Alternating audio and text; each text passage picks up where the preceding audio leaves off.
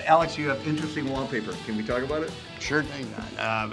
Happy to explain it. This is a kind of a bring your brain to work campaign, right? So it says EBI on here, which stands for Employee Built Ideas. Okay. And the simple factor is letting people figure out their own ways to make their own work life better, right? So if they can spend a couple hours of time between them and a coworker, or up to $50, say, in cash, to do something that makes the job a little safer, a little easier, a little faster, a little better quality, whatever it might be. It's kind of auto approved and they can do it. We've got 10,000 and some done over the last several years.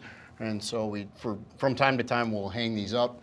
Usually my kids get to do it in the summer, which they really enjoy, as you can imagine. Are there any where you're like, I just don't think so? Yes. Are there? Yes.